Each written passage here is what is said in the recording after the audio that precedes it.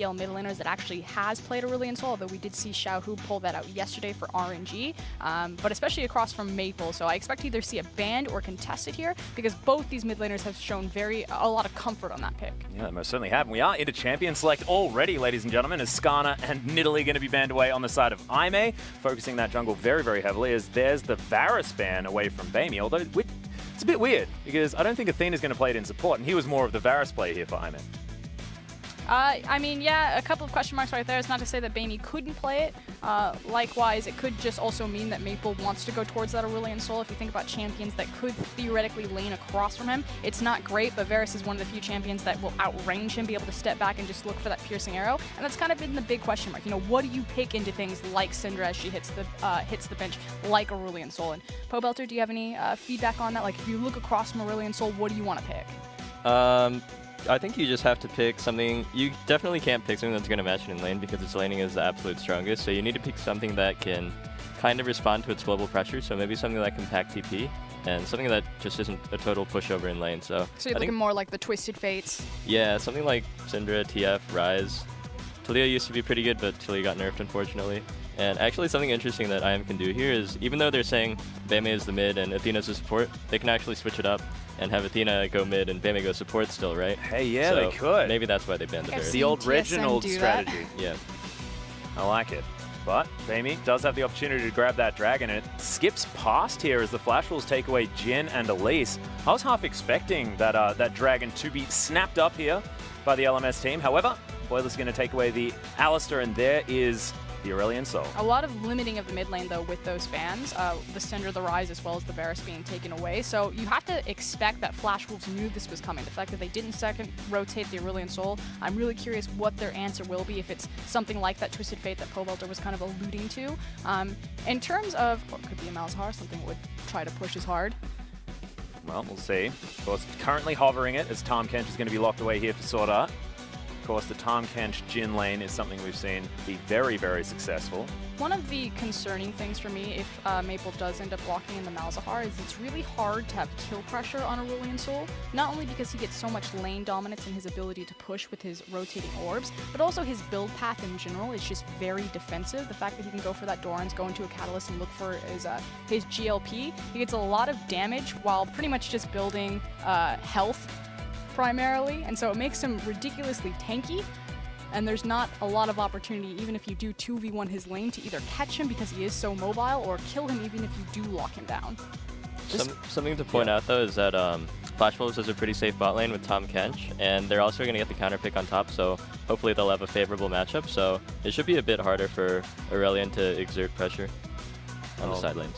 That's exactly what they do, as we were actually having a conversation yesterday about the possibility of the Maokai making his way back into the meta with all of the double AP that is being shown.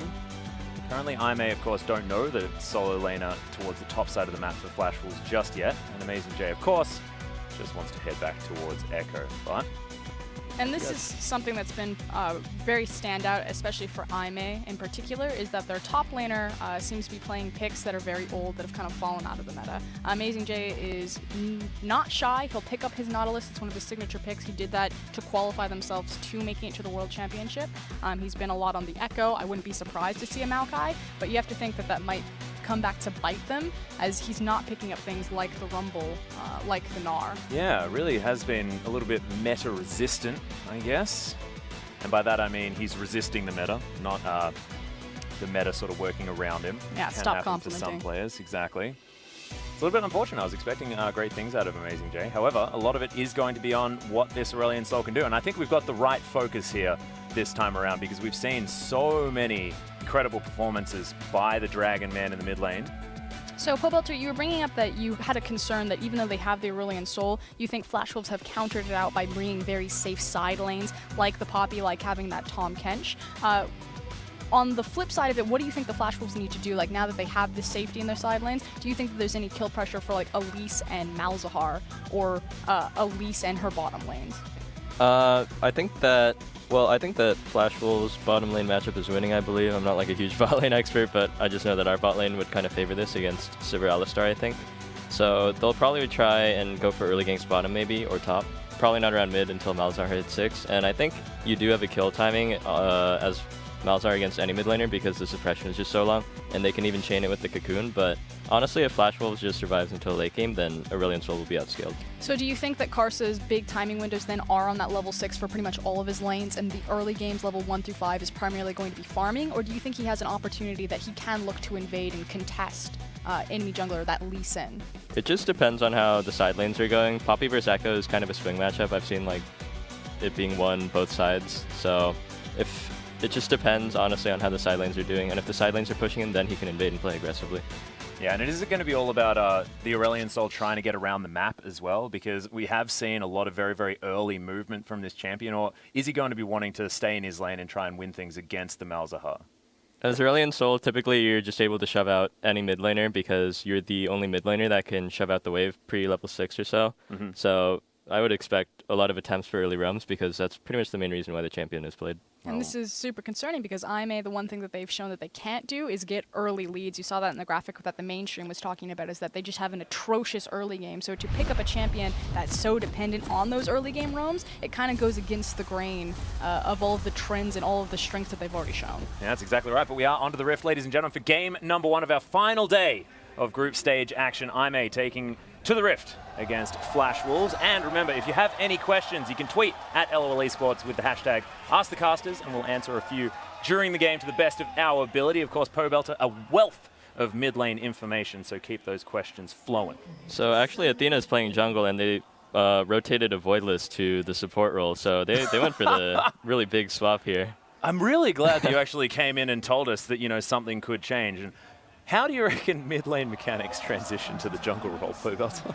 Pretty much every mid laner really likes to play Lee Sin because he's really mechanically demanding, so I would expect some I'm thinking back to Froggen just really playing it in the mid plays. lane. It's like, I don't even need to be a jungler. I can just play Lee Sin. It'll be fine. It's funny because the Voidless actually has a reputation in China of not being a very mechanically proficient player in comparison to the rest of his Chinese, counterparts or Korean counterparts. I should just say LPL. Yep. He actually gets a lot of flack for it, so the fact that they put the really mechanically intensive champion and they gave it to their secondary mid laner and they kicked him back on, the W. Yeah, I mean, I hope he's been practicing his combos.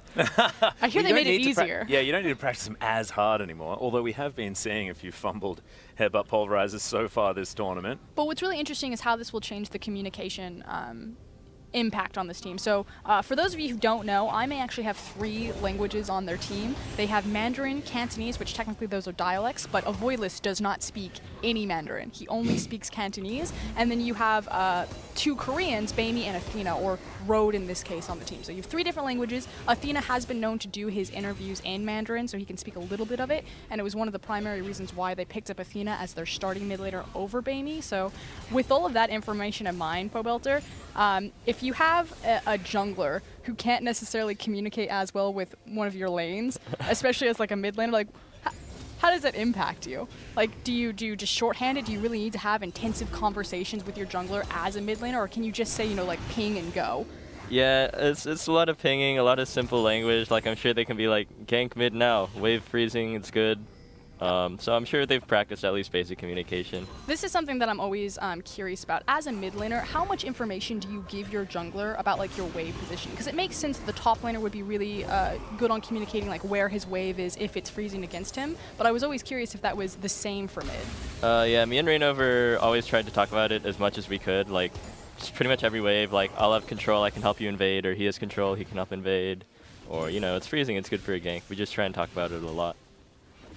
Well, we'll see exactly whether Baimi is going to be able to regain some control here, because we saw Maple was pushing him out quite thoroughly. But of course, one of the incredible things about the old Aurelion Sol is that you just glide yourself back to lane after going back to base. You have to think of him kind of as the new age Hecarim, and when Hecarim was being played into the top lane, that he was really good at picking up multiple ingredients as opposed to waiting for big power spikes by completing an item, simply because he shoves the wave and then he uses his speed, in Aurelion Sol's case, like you said, that glide, to get back into lane. So he can find these minute micro advantages over his opponent by getting these slight, health crystal here or Doran's ring here. In this case, though, it is the Dark Seal. Let's see whether we can stack that one up. What is Maple's been controlling this lane quite effectively. He managed to get it back in as well. How frustrating is it to lane against Aurelion Sol? It's kind of frustrating at first when you're learning to play against it because there's just nothing you can do about this champion in lane. He'll just always shove out the wave with his W, but after a while you realize that you're not really supposed to trade against him. You're just supposed to last hit, call his position a lot if he's roaming early in the game. And right now he hasn't been able to do anything so far, so they're both just free farming. It's pretty good for Maple. And if you were setting up this composition, so if this is just a straight farm lane, like what are you valuing more? Are you valuing the Malzahar late game or mid game, or are you valuing the Aurelion Soul? I would say if Aurelion can't get any pressure going on early game, then Malzahar definitely outscales. But right now it's actually starting to get hard for Maple because he has 0 mana. He's going to start to miss CS under turret, and he can't really find a base timing right here. So it's pretty much like the old laning against Tristana method, where you just shove her underneath the tower and it becomes hard for her to last hit due to her passive. Yeah, and actually, I'm not sure what Beime's doing here. He like went and tagged Wolves for a little bit. Maybe he was checking to see if Elise was there. Just hanging out. Yeah. By the looks of things. Checking Unleash things out them for for Athena. And Athena was like, no, I'm a mid laner. I care about all of the camps that I get. I'm not used to being a jungler. Give me some resources. Does make some sense. But so far on the map, it's kind of gone exactly as we expected, or exactly as we communicated in Champion Select. The fact that, Karsa's just kind of sitting back, full clears for both junglers. No reason to get too crazy. We'll see if things change on second rotation, if maybe we can test blues or reds with any of these shove advantages that we have across the map. But Elise is just waiting for a level 6, it seems, on her mid laner before doing anything crazy. Would make sense, considering the fact that that suppression pretty useful. Try and lock down a target. It was kind of also the big thing for Lee Sin as well. It sounds really weird to say, but when Nidalee and Elise were big junglers alongside Lee Sin, he was one of the few junglers that got a power spike at level 6, simply because Nidalee's and Elise's ultimate, since they're changing forms, doesn't impact them directly that much, comparison to running around with Dragon Rage. So it used to be the thing that when you faced across from Elise and Nidalee, you would just power farm to level 6 and then use that ability to try to out-skirmish them. Yep. Kick them out of where they want to be. So there's two things I want to talk about. One thing is that Beime's had to base twice already because he's going out of mana, or low on mana, and he's just having to base without really pressuring his lane that much. So it's going really well for Maple so far. I think Beime could be playing a little bit more aggressively, but I think he's just a little bit afraid of dying to an Elise gank, so he's playing more conservatively than is optimal. And also the side lanes are just playing pretty safe and conservatively as well, so he can't get any roams off.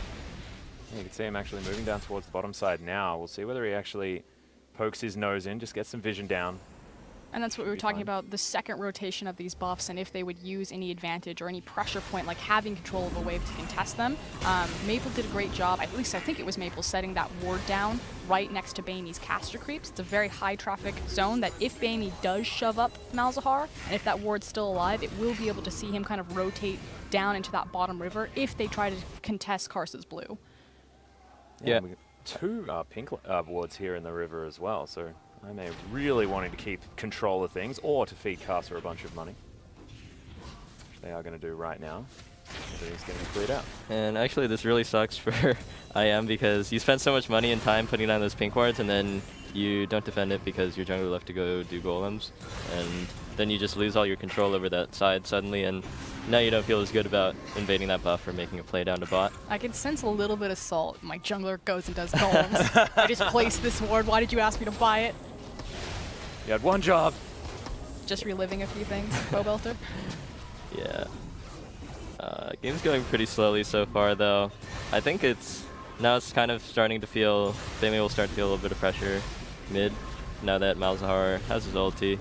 So I think he's probably going to stop shoving the wave so aggressively and maybe start to last hit. So early game's looking pretty good for Flash Wolves since Aurelion Sol can't get any early roams off. How difficult is it to last hit under tower for Aurelion Sol? It's not that Extremely hard, actually. Play-by-play caster, extremely. Professional player, not that hard. Because with the melee creeps, you can always just cut them down to about half HP, have the turret do one hit, and then get them. And with the ranged creeps, as long as the enemy mid laner isn't pressuring you under your turret, which usually they don't, because that makes you really susceptible to a gank, you just hit them with one ring of your passive and then last hit them. And at this point, can Beime, if he wants to play aggressively, can he compete with Malzahar's shoving power, or does Maple just have full control over this lane right now because he does have that suppression as well as more pushing power? I think Maple has gotten to the point where he has enough levels now and he can start killing the creeps with just his WEQ.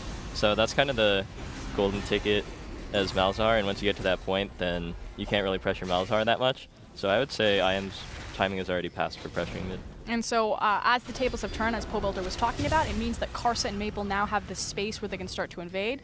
Luckily for Athena, I wanted to say a Voidless, he did manage to get his red buff. Yep, makes his way out there as well. You saw him securing that one with the smite, but Flash Wolves do own this bottom side of the jungle for Aimee. See whether that means that Maple can be unlocked. Remember, does have the Ghost with extra movement speed if he wants to get around that jungle. But it's a bit empty. I mean, is this vision somewhat wasted now, theoretically, just because that red has now been taken before any sort of contest was available? No, it's a lot of trinket wards, so it's not actually attached really to a gold value, as opposed to, you know, having your 2 pink wards placed down and losing that 75 gold. But I mean, obviously, it's not super optimal when you place down all of your vision. You don't get to immediately play around it or get like a kill or some sort of major advantage. But because it is trinket wards, it's not super devastating. It's still bot side control for Dragon, and then you still have the potential to make the roam play bot, so it's not entirely wasted. The buff is only like a third of all the options you have down in bot side when you're purple. Well, at the moment, Athena is actually down here, seeing whether he can get some vision on this Dragon. It looks like Aimee understand the Dragon isn't as much of an option for them. As you can see, the Aimee bottom lane just farming things out, 85 to 95 in CS. If we have a look at the rest of the map, a couple of CS ahead for MMD, but Amazing J doing fine in his laning matchup as we poke our heads in. The scary thing about the Aimee versus Flash Wolves matchup and kind of like a bigger picture macro is that Flash Wolves have been notoriously poor at closing out games. And even though Bamey, you know, isn't playing the early game at all with this pick, Aimee have only found success late game. So stylistically, it's kind of a disaster for Flash Wolves. And Clement said it on the desk that Flash Wolves need to learn how to pull the trigger. No better time than against Aimee, because they've shown that they completely can't handle any sort of early game aggression. Well, there hasn't been any. It's been 11 minutes so far. Completely tied up in gold. 200 means approximately 0. No turrets really taking any effective damage. So I'll get Pobelter's opinion on this. So Malzahar went for the Sork Pen boots, and I'm actually a much bigger fan of the Ionian CDR boots, simply because of the decrease that they give you to your summoner spells as well, the Flash and the Ghost. And I feel like Malzahar is so much more dependent on those spells in positioning that I prefer the CDR pickup just so he can use those rotations more. But do you think it's more important to have that that penetration with his build, or do you think it's just player dependent? Yeah, it doesn't make a huge impact either way. It's like it's a decent amount of stats, but it's not really game changing. I would say definitely it's up to just player style. Me, I like going the Sorks, so just so you can get the one shot when you ulti someone, because I find that a lot more valuable. And usually it's not like you're using your summoner spells on cooldown anyways, so I prefer to go Sorks. Actually saw Sorks picked up yesterday as well, so certainly isn't an uncommon option. No, it's pretty split 50-50.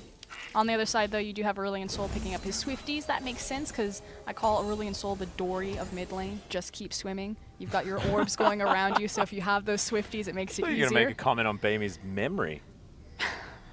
No. It's like, I don't know, man. He only plays half the games, I guess. Aurelion Sol is blue. He swims around like a fish. No, it does make some sense. Yeah. Haven't heard him speak. Probably sounds a bit like Ellen DeGeneres as well. Definitely doesn't sound like that. All right, got it. And I think that Flash Wolves can actually look for a bot dive or a dragon here, because they know that IM's blue buff is going to spawn, and usually junglers will just go and kind of hand off that blue buff. Pobelter's like, I'm done with this conversation. Yeah, that was a really good pivot, though. This guy has to take control. Please And dive yeah, bot he lane. just started ghosting bot. And Yeah, they were all four on the blue people down side here as trying to get the well. bot. So. Okay, well, the answer was there from Aimee. No trigger pulled by Flash Wolves. Clement's going to be quite disappointed. That trigger is something that he's been talking about a lot. Well, NL definitely threw the curtain call, so at least one trigger was pulled. Hey, that's true. Well, maybe even 4, considering the fact that you don't get the refund on the cooldown anymore on Jin's ultimate, so you may as well throw out all the bullets. Still 10 CS in the lead, though. Flash Wolves hold somewhat of an advantage. And we were talking earlier about Aurelion Sol's build, and this is kind of one of the reasons why he is so dominant, he is so scary, especially across from Syndra, because he was kind of considered, you know, Syndra's so powerful, of course she was banned this game, like who do you put against Syndra? And Aurelion Sol works really well because he just gets so ridiculously tanky, picking up that Shroud as well as the Catalyst. He does so much damage, and he's just very hard to 100 to 0, even for a high burst mage like Syndra, like Malzahar. But TP play bottom. Yeah, a couple of teleports coming in. Maple, of course, no ghost. Both cancelled. Couldn't get down there. Yep, exactly right. So, even an Amazing J and MMD will be able to head back down there in a few minutes. if they'd like to. They're so keen. So keen. Well, Amazing J does like pulling the trigger as much as possible. So, Powelter, when your bot lane is so keen to make a play like this, does it just get frustrating continuously ducking in and out of mid lane? Like, do you think it's, if you don't pull it, that you as a mid laner are losing so many resources because you're losing time to gain experience, time to pick up farm? Oh, no. Not at all, because you only make that roam play if you've shoved out the wave most of the way or almost completely. And then, so if you go bot, I mean, you could either roam top or you can do raids, really, but usually the bot pressure translates a lot better, because even if you don't get the kill, then the enemy team has to react, and they're losing CS too. And they're also feeling really pressured by it. Well, we do have a little bit of an opportunity to possibly get some questions in here, Pobelter, and I do have a question for you. Ice1097 comes in with, when Aurelion Sol is blind picked, like in this case, why do people not counter him with, for example, something like LeBlanc? LeBlanc, if you don't snowball from super early on, like if you don't get cheesed by a level 3 or so gank when you're playing Aurelion Sol, then Aurelion Sol just outscales really hard, I feel, because LeBlanc is very squishy, doesn't have the amount of damage needed to burst down Aurelion all the way. So I feel like Aurelion's actually a very good match for LeBlanc, especially because LeBlanc has the weakest pushing power of almost all the mid laners. Again, it goes back to that idea, because he can build so tanky and do so much damage and have so much lane control, that LeBlanc actually just wouldn't counter him. Yeah, realistically, you'd just be stuck under your turret the entire game as LeBlanc. Yeah, so for the 1v1, theoretically, in an isolated situation with no minions, would be an okay idea. However, because she can't push out the wave, a little bit more of a difficult option. And moving into late game, things get dangerous. Thank you very much, because I was actually very recently destroyed by a LeBlanc Aurelion Sol. No. I obviously wasn't shoving the wave. He wasn't just destroyed. He Hey, no. went There's no need to go into it. I think I've said enough. It's fine. 0, 8, and 0 on Aurelion Sol. My team was reading. As Maple is now in some trouble. He's going to get kicked. Q's going to land. In goes Athena. First blood goes to the mid laner slash jungler slash theoretically in the support position. And so now the question is, was that avoidable, Pobelter? I'd have to look at it again. I think that, well, he ended up taking the Aurelion Sol stun, so as soon as he got hit by that, it was over. Oh, well, let's look at it again.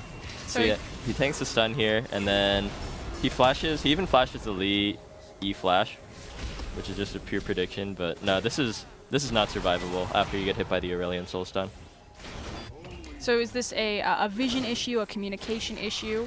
Like, if you die there as the mid laner, do you take full blame there, or are you frustrated with your jungler because they lost track of the enemy jungler? He was just a little bit too far forward when his jungler wasn't immediately there to back him up, and Bayma's jungler was immediately there for him to take that aggressive trade. Do you think there's any excuse dying like that when you had both summoners available and both were expended? And you still went down, especially against a champion like Aurelion Sol, who has it's kind of like the Anivia stun. Yeah, it's just kind of unfortunate, honestly, because that gank, it worked by like a hair. If Lee Sin was just a little bit further apart, or if Elise was a little bit closer. But the thing is, IM doesn't get any objectives out of it, so it's really not that big of a deal. Yeah, you can see no effect on the gold whatsoever. In fact, Flash will still about 100 ahead and have themselves that dragon at the same time, and Maple's looking to try and gather some revenge. Another teleport to come in as Curtain Call pulled one more time. Good headbutt pulled there from a Voidless as the Q's going to miss here from Athena. And MMD off to the side, possibly in trouble now as 5 members of IMA are here. Sword Art's going to get stunned up. Amazing J trying to close distance, but the Poppy is so incredibly tanky. And IMA do get themselves out. NL, quite low, but other than that, Flash Wolf's very healthy. Yeah, and that's the big thing, is that Flash Wolves burned a lot of IMA's resources in both their health bars as well as their mana bars. We'll see if they can hold this turret, but because it's so low, it becomes very dangerous, because if they die here, they'll lose much more than just one tower. But Amazing J going in. Yeah, the double stun's going to come through as well. Good knock up as Maple's going to fall down immediately. A Voidless still alive as MMD finally finishes him off. Casa in the backline quite low, but it's a 1-for-1 in the end. Support for mid laner. Flash Wolves should be able to grab first brick off this one as well, so definitely feeling good for Flash Wolves, and IMA can't get anything back. But the big issue is the fact that Flash Wolves didn't need to pull it that close. There's no reason to fight over in that choke point. They wanted the objective, which was the tower. So why even funnel yourself into that jungle, especially against a pick like Aurelion Sol, when you can just sit in the lane and continue to chip away at the turret? Not sure. This is the scary thing for me. Like, why? She's drawing circles in the middle of the screen, by the way. I everyone. wish I could like draw on the screen. Like, why be here? Your wave is hitting the tower. You could just continue to siege the tower. It just tells me that they thought that they were confident enough to take the fight. I mean, Pobelter is thoughts, impressions. I mean, theoretically, you died in that fight, so I would have been a bit upset. they did walk kind of close, but in the end, the fight was still a 1-for-1. Their mid laner had to burn his spells, and then they still got the turret. So, yeah. In the end, yes, it was a win for Flash Wolves. You could have played it safe, maybe not take the 1-for-1, but in the end, it's still advantageous to It's Flash still a Wolves, worth so in I all wouldn't be chat. that upset. Still a worth in all Do you chat. think it's a confidence thing that, you know, they're so confident that they can win a team fight there? Because if they do kill multiple members, they're going to get so much more than just that tower in that situation. So is the risk versus reward worth it for you? They probably just weren't respecting the Echo stun, honestly. Echo is what set up that entire play. He got a stun on like one guy and zoned someone else, and then Aurelion Sol got a stun and his ulti off. So I just think they weren't expecting him to roll over the wall like that. Oh, Voidless possibly caught out here as the curtain call is flying through. Wow, Jin Jiao takes so much damage. Good stun from Bamey to stop that the grasp from Maple as he dodges out of the way of the stun. Another one, the Cocoon, going to miss as well as Bamey should survive for the moment. Flash Wolves get themselves their second dragon. And Flash Wolves have such a tempo advantage right here. They have control over the bottom side of the map because there is a big incoming wave, so they translated their pressure from bottom into the dragon and then caught out Aimee. They know that Aimee have a lot of their ultimates down from the previous scuffle in the bottom lane, so I actually really like the aggressive forward momentum from Flash Wolves. No, they weren't able to pick up any kills with it, but I feel like it was a great idea. Yeah, and it's really difficult to play as IM when Flash Wolves bot lane has the advantage because Tahm Kench's global is so impactful when all the outers are still up on the map. Tahm can always just shove in with Jhin now and then look for an ulti mid or even top. And both of those laners have really good setup for the bot lane to just global onto. And exactly as Pobelter's talking about, you can already see that Tahm Kench and Jhin are setting up in that mid lane. Again, anytime Jhin approaches the tower, he just opens up his ultimate, can chunk you off of it.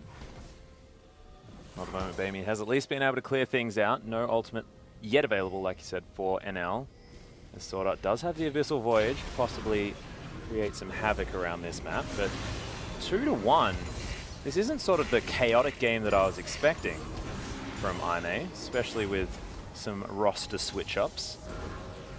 In fact, looking like one of their more controlled games so far at Worlds. I wouldn't call it controlled. I feel like Aimee are still just kind of responding to Flash Wolves' like tempo and control of the game. I feel like this is not necessarily like Aimee being smart and being like, oh, we'll just wait them out, or we'll counter this play. It's more like, oh god, keep up, keep running, keep swimming. When on average you're down by 3,000 gold in 15 minutes, being down by 300 seems like a definite win. Only 1,000 right now. I'm an optimist though, Frostgreen, I have to say. So now that we have the Morellos complete on Malzahar as well as the GLP on Aurelion Sol, sorry, I wanted to call him Bamey. Who do you think is actually stronger in your 5v5s? Like, if you are the Aurelion Sol or the Malzahar Pobelter, what is your primary responsibility on the map right now? Well, I think it's gotten to the point where it's pretty difficult for Bamey to make any roam plays because Malzahar has just gotten so many items now, he's just going to keep shoving, and he can always follow with Ghost. But I think, if you're talking about team fights, then I think that Malzahar will definitely have a lot more impact because it's, as Aurelion, you always need to keep your W up in fights and be hitting squishy targets if you want to be a strong team fighter, but Flash Wolves has so much CC. Malice can interrupt with Q and R, Elisa's Cocoon, Poppy can interrupt with E and R, and Tom can even like eat you and exhaust you, so it's pretty hard to be impactful as Aurelion versus Flash Wolves team comp in fights. It will be difficult to find the right team fights at the same time. We do have another Twitter question coming in, and I actually think it's quite an interesting one by Ravenlaw, who asks, Pobelter, who would you have picked into the matchup versus Malz or Aurelion? So we discounted the myth that LeBlanc would work. Who would you choose into Aurelion Sol if you had any option? And of course, who would you choose into Malzahar at the same time? It depends on the side lane matchups, honestly. Aurelion Sol is very dependent on side lane matchups. Oh, hang on. Yep, Hyper Voice going to be used there on Sword Art, who's going to dodge out of the way of the stun. Good spit onto NL, who throws down the heal. I think the Tahm Kench will probably die, but here comes the rest of The Flash Wars as Amazing J picks up the kill onto Sword Art. NL still taking damage, has to flash out of the way actually, as Curtain Call is set up. Casa comes down from the sky as MMD in a very uncomfortable position, but so tanky as Maple takes down Jin Zhao. Bamey still alive, but gets stunned against the wall. The orbs are going to get cancelled out as Casa now taking up some damage, but will still live. MMD is just such a beast. Amazing J, nice double stun, takes out NL towards the backline, and Maple's forced to use that flash. IMA get themselves an extra kill in this trade, but it was very close. And ultimately, fighting in choke points again, it's the Echo that comes in at the last second, disrupts a lot, and the fact that Aurelion Sol is sitting there with his spinning orbs for so long over by the Gromp. I feel like Flash Wolves are just kind of fighting it inopportune locations on the map, especially for how much pick potential that they have. If they have the superior vision setup, they should be able to chain their CC of their suppression, of their Poppy ultimate, of their cocoon. But we're never really seeing fights like this. It's kind of like set your line of scrimmage in a blind zone, in a choke point, and try to go all out. The main problem was that this was a fight set on IM's terms. Aurelion gets the bot duo, burns all their spells, and gets them to pretty low HP before the real fight even starts, so I think that was the major point here. Yeah, Sword Art was basically dead, so having to fight a 4v5 is most certainly difficult. But still just funneling into it, and they don't have they don't have the vision set up in this area. They're not able to layer any of their CC. Just kind of very awkward team fighting from Flash Wolves. Speaking of awkward, the team's going to butt heads here in the mid lane for the moment as we come out of the replay, but nothing going to happen.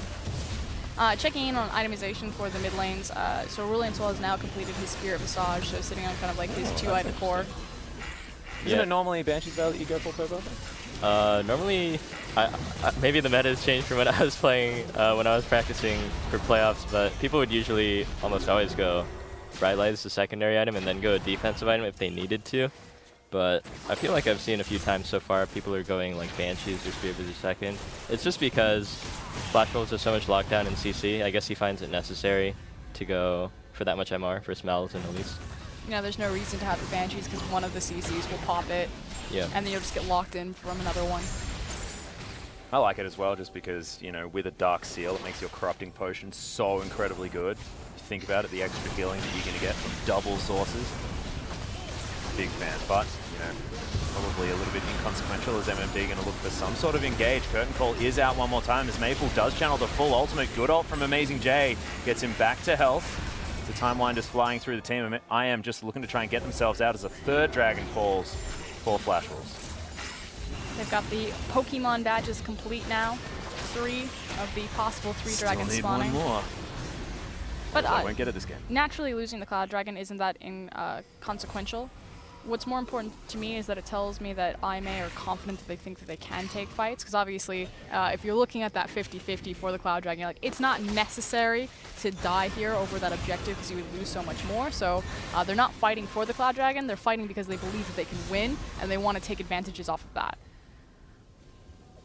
We'll see whether they can, because at the moment they've got a heck of a lot of vision around that mid lane. Have broken open that turret. You know, it did fall on the top side of the map as well, so it means 4 turrets now to 1. The gold lead, not necessarily where you'd expect it to be after that structural advantage, and considering the fact that Flash Wolves are naturally ahead earlier on in this match. So Pobelter, your Malzahar, who do you think is the most important target to CC lock with your suppression on this team? Because none of them have any QSSs right now. So you have your pick of the litter. Definitely not Alistar because he's a support and also he can just ulti out of it. Last fight he ulted the Echo, which was pretty good. It kind of, you can't kill Echo because he's so tanky and he can just use ulti, but you can kind of stop the enemy team from aggressing if your tank has to get so low early in the fight like that. I would just focus whoever's closest. I'm getting so tilted by the fact that Lee Sin is the bottom on the portrait that I'm like, why does Alistar have a Banshee Veil? Thank you. There we are. Clap for the spectator. So now Voidless, thankfully, in the actual support position. Next game, I believe, will actually be Jungler once more. But for now, does have his Aegis of the Legion building towards that locket. I had this awful realization that even though their primary support Road was sitting 1 game out due to the competitive ruling, that IMA would probably play better. Road is such a polarizing player in that he either does phenomenally well or he just feeds out of his mind because he doesn't change his play style whether IMA are ahead or behind, which is why I think he's had such a shaky world start because IMA have been historically behind every time. So I actually think more of a tempered aggression from someone like a Voidless, like Athena, like Bamey in that position would do them better on a competitive stage like this. That said, Road is one of their shot callers, so we'll see if as we go later and later in this game, if they continue to make these big miracle plays that got them here in the first place without someone like Road's voice. And we have already seen that IMA are playing very reactively as well. I mean, you mentioned earlier, Pobel, to the fact that you want to be getting around the map as something like Aurelion Sol, but Bamey hasn't really been doing that. As I say it, of course, I may look for some sort of engage, but an inopportune one as Athena gets a whole bunch of shields and safeguards his way out. Yeah, it's just evident that they've been playing reactively this entire game by how Flash Wolves has been able to take 3 dragons without any real contest. Like, the last dragon, they got there right as it was dying, so they're still getting pushed in everywhere. Still not really having that much control. The only really aggressive play they've had this game was when Aurelion Sol was able to fly up to top and get a 2-for-1 there. Do you think there's any truth to the statement, a team plays to the level of their opponent? And if there is any truth, why do you think that's the case? Let me think about that for a second. See, my theory is that when people say that a team plays to the level of their opponent, it pretty much means that a team doesn't really know where to be on the map, but they follow the other team.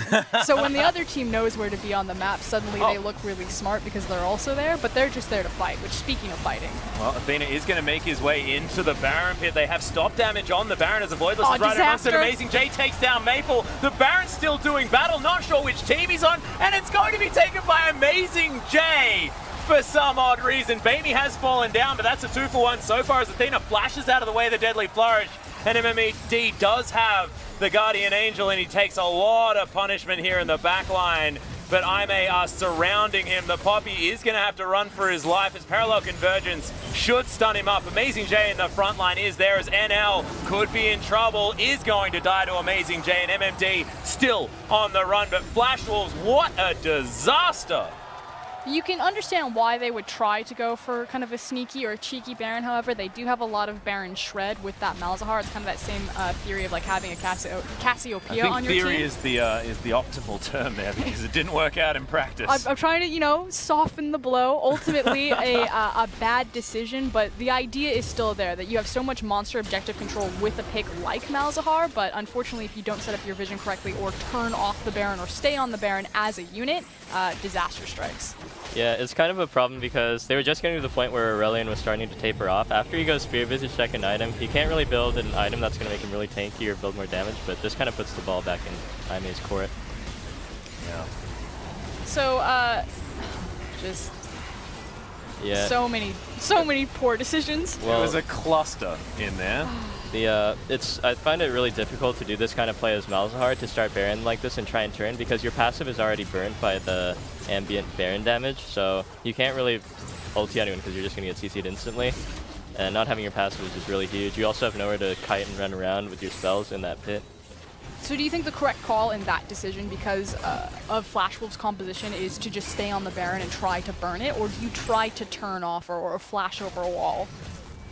Once you're in that deep, it's kind of messed up either way. If you like flash over the wall, then you're going to lose the Baron.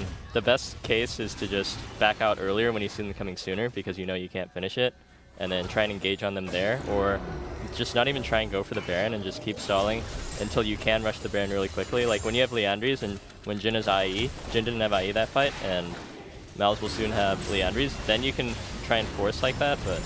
Well, speaking of forcing MMD right to the back lane, good curtain call from NL underneath his turret. Should keep him relatively safe as Amazing J is going to get ulted one more time. Bamey, decent positioning as Maple is going to get stunned in the back line. Sword Art is going to throw out the Nom, but Flash Wolf still alive, a Voidless, well and truly close to dead, that isn't actually dead yet, and I may survive.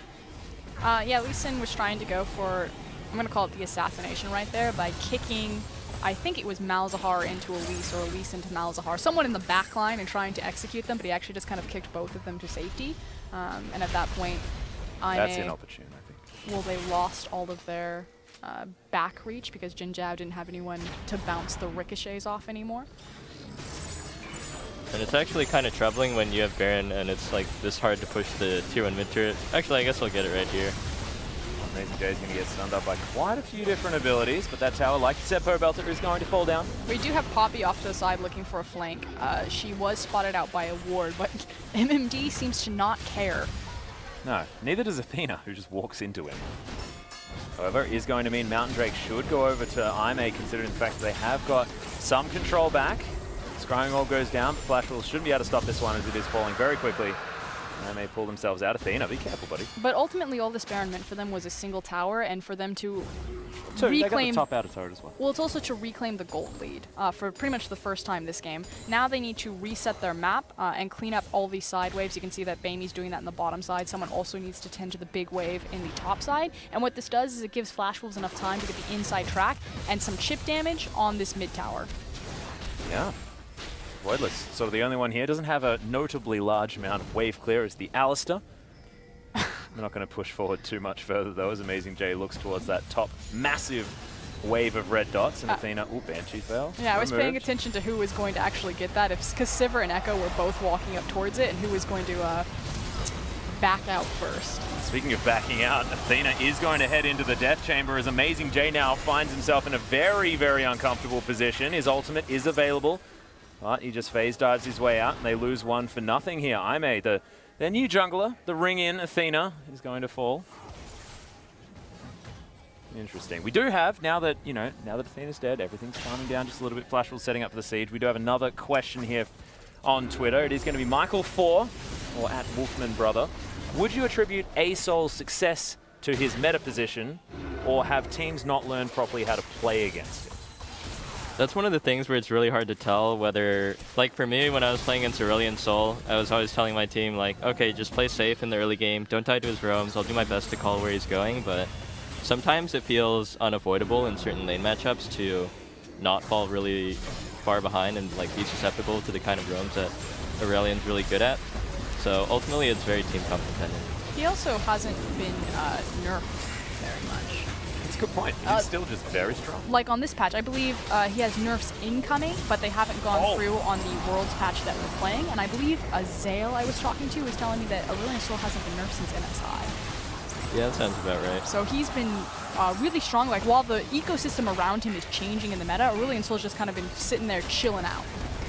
Meanwhile, the weirdest team fight ever has occurred. That's been all of these team fights. Well, it certainly has been, as Flash Wolves very, very low, but they do have the man advantage. Jinja finally evens things out as, okay, that was an odd one. Guardian Angel is there. Oh my goodness, the ricochet, the boomerang. Can Jinja do it? Oh god, Bamey with a massive flash. There's the stun. And the Repel's not going to get Kai'Sa out of this one. The double kill comes in for the Dragon, and Aimee find themselves a well and truly successful team fight. And that's why Amazing J went in, is because he had the GA. He knew that they were going to chase right there. Opinion, Pobelter. If you're in Elise in Spiderling form and Sivir runs up on you with the ricochet, like how much does that feel good? Yeah, it feels nice. You get all those bounces, all that life steal. So it's very nice. The dream. I feel and like then a massive minion wave here as well to help him take down a turret. Everything's working. The spiders trail behind you, and it's not a good feeling when she catches a ricochet on the Spiderling and then it bounces up to you. So actually, it looks like Aurelion is pairing really well with Sivir in these fights, because with the Sivir ulti, they can just rush in together. And Sivir is traditionally short range, can't really walk up and deal that much, but Aurelion provides a lot of beefy zoning that mid lanes usually don't, so Sivir's able to walk up and just W really aggressively. In the LPL, we call it the Beyblade Arena. Oh, I see, because of all the Yep. spinning. Well, Athena going to lock down this Baron though, and Aimee, even though they lost one of their members to the ultimate from MMD, not going to matter whatsoever. What is your opinion on Aurelion Sol's Baron control, or how quickly he does Baron? Do you feel empowered when you are Aurelion Sol to give the confidence to your team that we can burn this quickly? I would say he has pretty average Baron speed. It's just, I think Sivir has really high Baron speed because, I don't know, she's just like such a strong carry late game with the W attack speed. That's a good point. Of course, extra attack speed on the W from the ultimate is, I believe, what you mean. Yeah. Yeah. He does now have his Rylai's Crystal Scepter, so the area of control that Bamey has on this Aurelion Sol, as you can see, especially when his orbs stretch out, as we saw just in that mid lane, you know, he's hitting one part of Flash Wolves while also simultaneously hitting the other part of Flash Wolves if they ever get split, and just standing in the middle, and then having that Rylai's Crystal Scepter, he just has so much area of control. Oh, a little bit of a miss smite there from Kai'Sa. He's going to lose him a red buff. And I was actually going to ask you, now that we can see the haunting guys there, Pobelter on Bamey, Liandry's Torment, we haven't necessarily seen it all that often on the old Aurelion Sol. How do you feel about it? Because I actually feel like it'd be a great idea, just with the orbs doing so much consistent damage. Yeah, people would usually go this item actually after Rylai's in a defensive item because it gives you more HP, of course, and since you're staying alive in fights so long, you have so much opportunity to apply the Liandry's passive to all the tanks and just everyone actually, because you're hitting pretty much everyone in team fights with your orbs. So it's actually a pretty common pickup on Aurelion, I think. Do you think Aurelion Sol can be used as a sieging champion, even though he doesn't necessarily take towers that well through his own auto attack, but simply when he approaches a tower, the threat of his orbs, it's kind of like that Vygar theory where you set the baby cage around the turret? Yeah, I call it, or well, we call it on our team, we call it making a big pizza, because when his Q gets really big, it looks like you're making a really big pizza.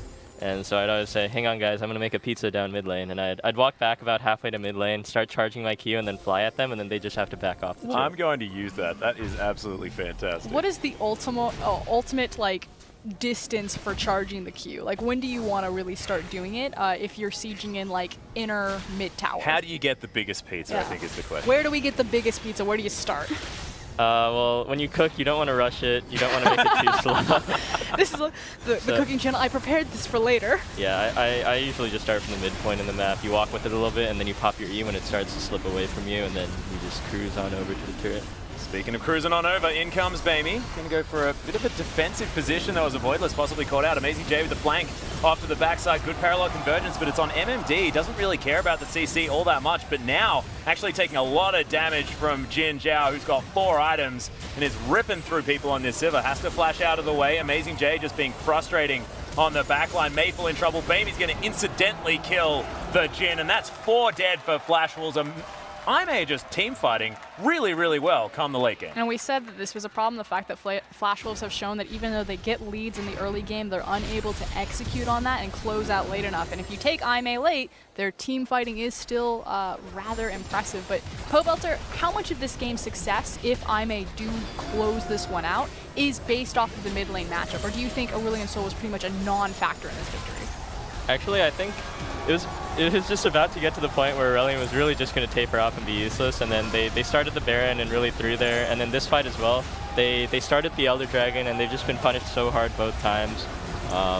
Just that fight, they were so split up. Both carries were not on the same target, and he was just actually having a really big impact, creating so much zoning for his Sivir. So you think that he was kind of the primary factor for IMA winning this? Like, do you think this is as simple as saying, you know, just don't give them Aurelion Sol? Like, why would we give them this super massive weapon? It's kind of the combo of like Alistar and Aurelion and Echo all running at you with Sivir behind you, dealing really consistent AoE damage. Yeah, I think it like forms a really quintessential part of the puzzle that was IMA's team composition, because we saw Amazing J 4-0 and 10, a massive Echo performance. The guy was looking fantastic, but he couldn't have done that without that Aurelion Sol just being such a force in that backline, keeping the Sivir alive and just creating what was a really nice mesh in these team fights for IMA. I actually felt like the composition felt good to watch here for this team, and they made up for the fact that 2 of their players are playing off roles. So do you think that there's any excuse for teams to not ban Aurelion Sol? Like in the current Worlds meta, if you are playing in it, are you just looking at your coach like either give me Aurelion Sol or ban it because I don't want to play against it? Do you think he's at that point yet, like the Syndra? Or do you think that there's still some sort of options that you can play around like that Twisted Fate? I think there is counterplay to all of the mid laners. Even Syndra, I think there's a lot of counterplay. If you pick a very tanky team composition, Syndra won't have as much impact. We were different people for a moment. I looked there. That great. was exciting. You certainly did. Although, yeah, I felt like I could possibly could have used some work. Never mind. That is absolutely fine. Welcome back to the Caster Desk, ladies and gentlemen. And thank you very much, Pobelter, for taking us through that matchup. And Aurelion Sol, now, do you just think it should just be permabanned? Like, I just what asked is, him that, yeah. sir. He was too distracted. He's like, I man, I was look confused really about turning good. into Freak. It was a terrifying event. No, but since you missed it, his answer was that he still thinks that there's some counterplay goodness. left in the meta, and it's not permaban worthy yet. Not quite yet. Now you're so- caught up. Yeah, okay, good. And I did hear the part about the Twisted Fate. Haven't seen that one necessarily pulled out just yet, and we'll see whether that is going to be something that they're going to utilize. And the Malzahar didn't necessarily work. However, the late game was where they were aiming. And I find it interesting that Flash Wolves, a team that can only tend to figure things out in the early game, is the team that seems to just do nothing in that game to try and wait until the late game and pick for the late game. It's like, just seems a little bit odd. Do you feel like the Flash Wolves might not necessarily understand what their niche is and like don't understand that that's their problem? Like, it seems a little bit odd. I think it just came down to the really bad call around Baron forcing it. Honestly, it just boils down to small mistakes every game. So is that are those team-based mistakes, or again, like if we look at IMA and say, it's not necessarily a pick, Aurelion Sol was powerful in that, but it was like the collective picture of their composition. If you look across at Flash Wolves, do you say that is pick related, or that is completely like communication? Like, where do you break it down? Like, is this team comp, is this communication, or is this champion specific? Probably more like a team problem. Like, why would they decide to start that Baron? They have to consider that and be like, well, we have to avoid making those kind of aggressive, reckless calls in the future, because I think they'll look back on it and realize that if they just played it more slowly, waited for Aurelion to kind of dry out, because he was getting to the point where he wasn't going to be that strong. Pizza drying out. I like it. Yeah. I think that if they realize that if they had just stalled for a little bit longer, then Aurelion wouldn't have been as useful, then they'll be like, oh, okay, we'll hopefully, if we leave Aurelion open again, then we won't make that mistake again. Now, we do have 5 more games to go, and we'll see whether any teams are going to figure that one out. But up next on the Player Experience stream, I'll be joined by Azael and Zig to look at Impact and Duke in the top lane. But for now, we'll throw it over to the main stream for the Analyst Desk looking at this game, and you will join us shortly for Game 2.